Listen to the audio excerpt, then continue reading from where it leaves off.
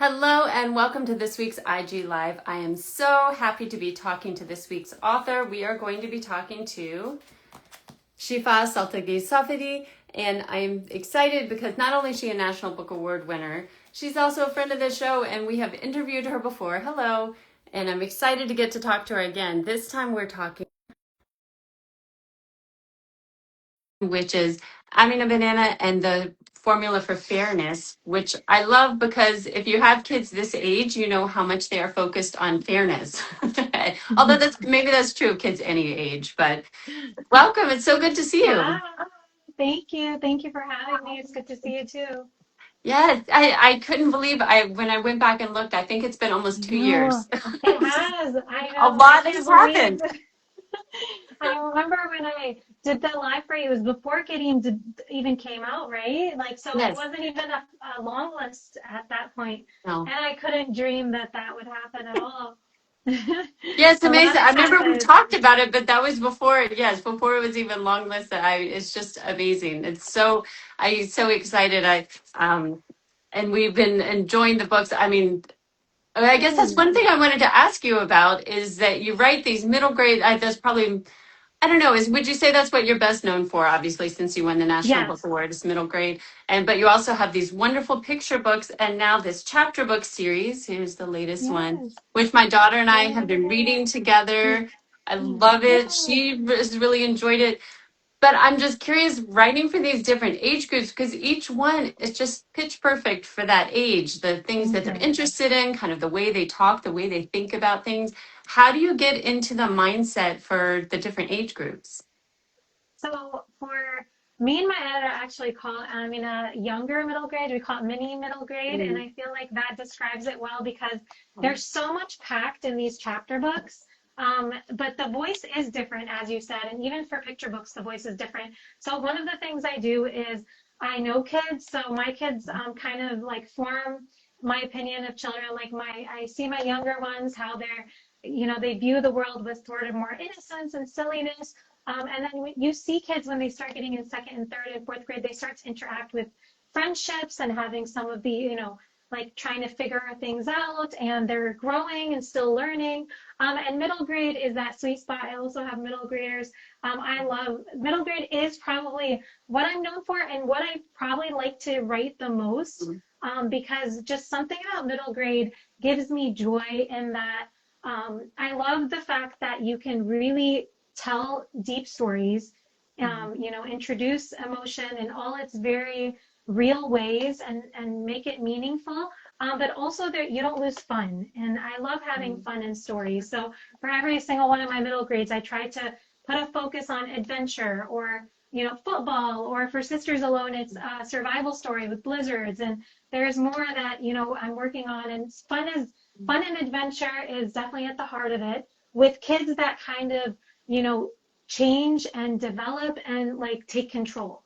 And I hope all my books, empower children to feel like, despite the world and everything that goes on in this world, that they can forge their own paths as well.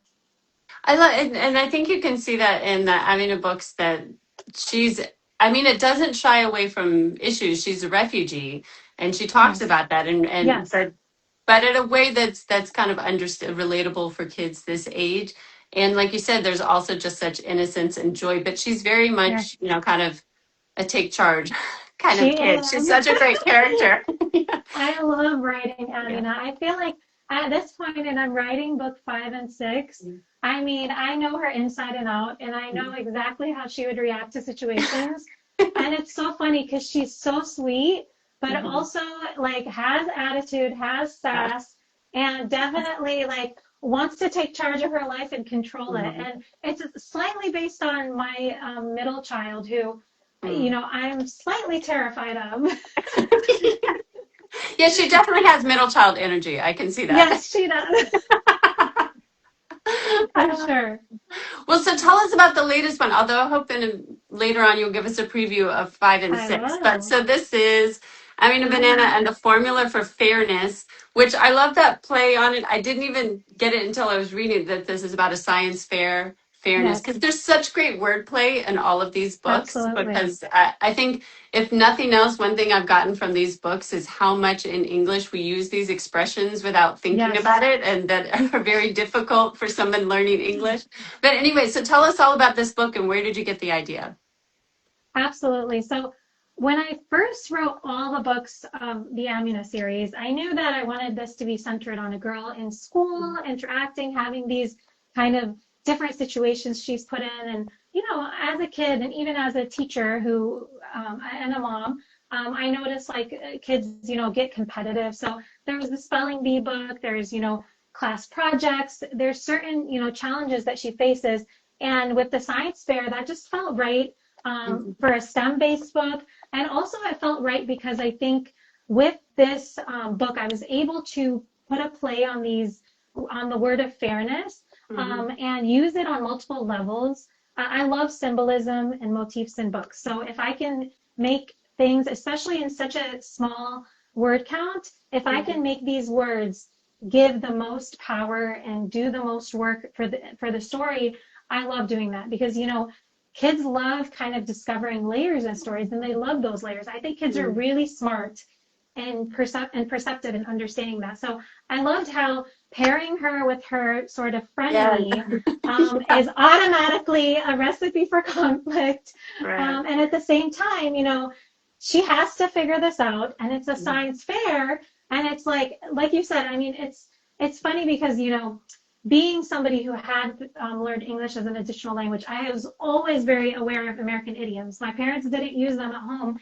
And even when I learned English, I did always feel like I would have this kind of awareness that, okay, it's raining cats and dogs. And I would imagine cats and dogs falling from the sky. Like, Yeah. I always took them literally and had to like teach myself to understand them. So even science fair, I was like, well, why is it called a fair, you know, or spelling bee? Like, why is it called a bee? Like, I there's just so thought many things. so many great I things. That's what her love. imagination of one of the idioms. She's But so creative, yeah. such a big imagination. And so it was, the idea of the book was truly to kind of, you know, Amina grows because it's not just an arc within each book, but the series has an arc and you see Amina changing. You know, Yeah. right when in book 4, she's definitely her most nervous, definitely her most shy. And she starts in book 2 really puts like language at the forefront, and you see her trying to prove that she can speak English. But by this book, you know, she's kind of gotten the hang of it because, you know, kids do get the hang of languages really easier. I've noticed, Much, like, the way she speaks, yes, you can track how that changes over these it books. does. Yes. Absolutely. And even like, I think like that was intentional because I remember like being a kid, kids really do naturally just quickly learn language and much quicker than adults. And I remember being a kid and not very fair of me to my parents, but you know, telling them, you're not saying this English word right, like let me correct you. And obviously now as an adult, my kids do the same thing to me. And I'm like, yo, I'm an author, okay? But it's funny because I mean kids they don't realize like and even now I view my parents as incredibly intelligent for learning English at you know an adult age because it's definitely harder to learn when you're older but kids do just catch it quickly and they mistakenly feel like oh if I'm good enough at this if I say this right that means I'm smarter better you know so I did want to capture that and you see Amina growing and with this growing, she's changing, she's becoming more confident, and she's starting to express herself. And so in this book, it really, like, she's like had it with Tara. She's had it with her. And so that is the center stage of like, how do you work with someone who you have so much conflict with? Yeah, I love that. I mean, what do you want kids to kind of take away from this book about? Because that's something, as you point out in the book, they're gonna have to deal with. They have to do these projects together. You don't always get to pick Yes. who your partner is, and just the Mm-hmm. idea that they you don't have to necessarily be best friends with everybody, but you have to learn how Yes. to work with them. Absolutely, exactly that. I think like we're in a time where I think we I think all parents, you know, want to protect their kids. We all want our kids not to face conflict or bullying or anything. But you know, this is just the world has always been one where not everyone is going to mesh together, and especially children. I think children are still, their brains are developing. They don't yet know how to work together and be professional or figure out how to work together with someone they don't like. So I did want an example to show an example that, Amina doesn't necessarily become, and I don't want to provide spoilers, but she doesn't necessarily like is best buddies with Tara or anything, but that I model what it looks like to come to an understanding, to figure out how to work together on a school project, and to also like step in her shoes for a second, because, Tara definitely has her own things going on. She's a child at the end of the day, which, it's funny because when I write these characters, even the ones that have mean streaks, they're still my children because they're of them.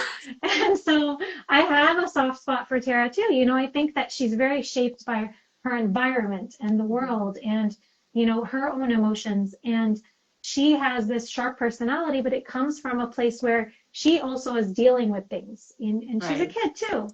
So I feel like even for Tara, I had to really consider, how do I show her story in a way that provides compassion, but doesn't, necessarily excuse bullying, because I definitely don't want to do that. So it was a lot of really, kind of like multiple rewriting and thinking to come up with the best way to, model for children like that. You can come to an understanding and figure it out and work on a project together and still do it with not necessarily like a perfect, kind of bow-tied world type thing, but because there is very much, Tara does not change who she is by the end of the book, and Amina doesn't change either. But Amina's gotten more confident, she understands her more, and Tara kind of understands Amina more as well. So it kind of goes both ways. And again, not to give any spoilers, but one thing I thought was so interesting is that the big shift happens when Tara actually comes to our house. And Amina is really surprised that she seems comfortable in her house, and she's actually gets along and eats the food, and but something about, I don't know, something about being in each other's houses, like being in each other's homes, that it kind of helps you develop that empathy and kind of, I don't know, what were your thoughts about having that be kind of the moment that changes things? Absolutely. You are spot on because, it's also very symbolic. Tara comes into Amina's personal space. She witnesses firsthand what Amina's like at home and also witnesses Amina messing up, like right there. Amina does some really bad things in this book for, kid appropriate things, but like she makes mistakes and they come to an understanding because Tara witnesses that, and that seeing that side to Amina, it inspires her to open up a little bit about her life, and they find that connectedness. And it really is that they kind of let those walls down a little bit and found connection. Because I do think that despite the fact that, obviously, like I think not everyone's going to be super best friends or super, aligned on every little thing. I do think humans find connection no matter who we are, what our identity is, or where we come from. We all do have such commonalities, and I think we can connect on them. And I wanted to show that connection, so that moment where they're like, oh, you're more like me than I thought. Yeah. Well, and one of the things that, of course, I read this and I think about all those lessons that I know my daughter's picking up, maybe without even necessarily thinking about it. But one of the things that she really loves is all the back matter you include in the book. So there are always recipes. And this one, of course, there's a science project that you can do. Other ones that has actually tips on learning spelling and things like that. So how do you come up with the kind of bonus material that you're going to be including? Do you kind of go into it thinking that, or does that come afterwards? It does. I do go into it pretty, solidly deciding what the back matter is just based on the themes of the story. So every story it's like, it has a recipe and a science experiment related to what she does in the book, but also any extra back matter does kind of develop naturally from the themes. So with the spelling bee, it felt natural to provide some spelling tips for kids. I think, kids do like that. They love, it's like a magazine almost for them, like extra activities at the back. My kids are still telling me they want to do the Oobleck experiment in book 3, and I have yet to do it with them. And they're like, you put it in your book and you didn't even do it with us. And I'm like, okay, maybe this summer when we have some time. But it's so funny. Kids they love, especially messy things. They love doing it. They love following these formulas and kind of, it brings the kids into the book too. It gets them involved. And I'm an educator at heart. I love like having kids explore, education, but in a way that they feel involved and not in a way that they feel preached Right. at. So Back Matter is kind of that offering for kids to be able to take it and do it at home.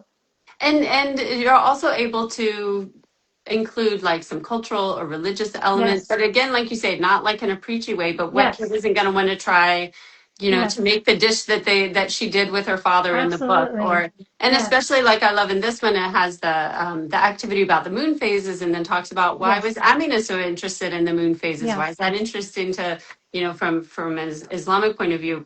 And speaking of that, so talk about just in general, what does it mean, especially, you're an English teacher, so you know Yes. how important books are for kids. What does it mean to have a series like this where the main character, who's relatable to any readers, but she's a young Muslim refugee girl, but she's interested in STEM. She's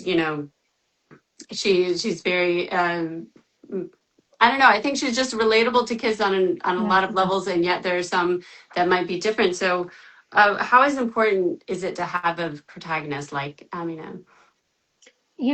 I think that like there's so many kind of stereotypes out there about Muslims and even I think, just in general, there's like this idea, I have heard from someone before that they wouldn't stock my book, Amina, on the bookshelf because it has a hijab, and they assumed that, it's just for kids who are Muslim or, I think like there is this idea that this book maybe like is only for Muslim kids or is only about Islam. So Right. one of the things that I really am intentional about in my story is, at the end of the day, like when you write a book, whether it's myself or other authors, we start with characters and those characters go through a plot and there are scenes and themes and, emotional arcs. And it's funny because despite the fact that every character in stories might have different cultural identity or, different faith or different, even my own characters differ in their different characterization. If you break down every story, I've heard that before, and Save the Cat, I think she says something like 7 plots.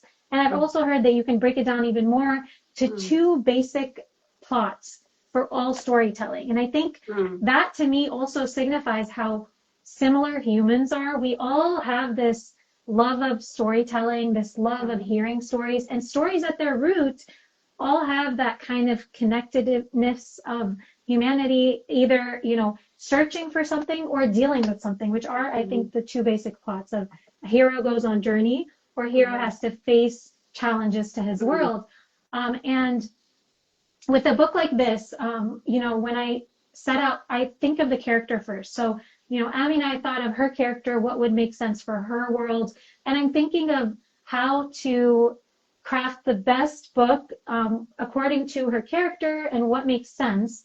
And, for her, especially, her faith and her religion and her culture are such center to her life. And that is how it is in my life as well. And I want people when they read the series to explore beyond just like, a kind of like a box of diversity because diverse books are important, but that can also box them up to be just diverse, Right. And I want people to, that's why I've, I have all these different elements and work very hard to, bring in all these different ways that kids, different entry points that kids can enter this book because I want kids, kids who like cooking, can come into this book and relate. Kids who love science, kids who are clashing and have frenemies and trying to figure that out, kids who Or love language siblings. and books, Yeah. sibling squabbles, so many different ways. Even with Formula for Friendship, which is the first book where Amina comes from Syria to America, you see the struggle to make friendship, which is universal. Kids want to make friends. And sometimes when they make friends, they think, do I have to fit a certain mold to be like, to belong, to be liked? Right. So I think that I intentionally want people to, view the human behind the Muslim and Syrian characters and really, see that we're all connected and feel these stories because I think humanizing Muslims, humanizing Syrians is the best way to change things. Stereotypes are built from not understanding, from othering. And Right. if we can, kind of break those barriers, break those walls, then we'll find that connectedness to each other, just like kind of Tara and Amina find connection. And, not to spoil it, but you will see more of them in future books. Uh, So maybe well, something more too. yeah, I was thinking about that about Tara and Amina when you were talking about Yes. breaking down stereotypes, because I feel like for non-Muslim readers, you're going into the home and you're seeing Yes. like how the family interactions, you're seeing, Absolutely. making dinner together, bedtime, all of these things, like you said, that are so relatable, because we're kind of seeing like their inner family life, in Yeah. a way. And Absolutely. um, speaking of which, you did a really great essay. I don't want to give too much away, but recently I about, well, there were a couple, Yes. but the first one to talk about, because people should be following you on Substack, which is So I great. did remove my Substack like last night. I'm sorry. Oh, you I did? did. Yes. So I realized I was spending more. I have deadlines, and Oh, I realized I was spending more times writing essays than doing my edits. And I'm like, very spur no of the more. moment. I did. I did take it. I delete. I've done that with TikTok as well, where I would like pour Um, myself into videos, and then yeah. I was like, I need to get this whole app off my phone. So Good for I'm you. sorry to people who didn't get a chance to read it, but I'm happy to talk more about it with you. So Well, thank you for then bringing good. that Then I up. won't be pulling people away from your Substack to talk about it. Well, because I'm glad I read it before it got taken down. Because this is something I've thought a lot about as a parent. Yes, I think you mentioned that you had a kid who was really just wanted to read graphic yes, novels and I have actually the daughter that I'm reading this series with, which is why I'm so glad she's reading something yes, other than graphic novels. There's how much you push your kids to read something different than what they naturally gravitate yes. towards. And a lot of us just think of it in terms of like academically, like should they be reading something more difficult or different? But you made a really great point about how this relates to diverse books. Could you talk a little more about that? Yes. So first of all, I do want to say that I love graphic novels. Yes, I'm not yes. anti them, just for everyone. My daughter loves graphic novels, and I love Mhm. that she loves them because I want her Yes. to fall in love with reading. But the particular problem that happened with us for my child was when it came. She's in sixth grade, and when it came to this year, she was having trouble decoding language at all, Mhm. and it was very strange because she reads avidly and she's otherwise very intelligent and she is intelligent. It's not a sign of a non being intelligent, but she was not able to take just language itself, even math problems, word Mhm. problems. She would be fine doing the math, but then when it came to taking a word problem and decoding what it Right. means and doing that math, she would get stuck. And so me and her teachers were discussing why that was. And, we realized, and she is sort of a COVID child. I don't know if the lack of Mhm. education during kindergarten and first grade may have affected that too. But we realized that a lot of it was she loves art, she loves Mhm. drawing, she loves creativity, and so her brain latches onto the art and she creates these stories, which is a magical experience, and I'm so happy for Mhm. her for that experience.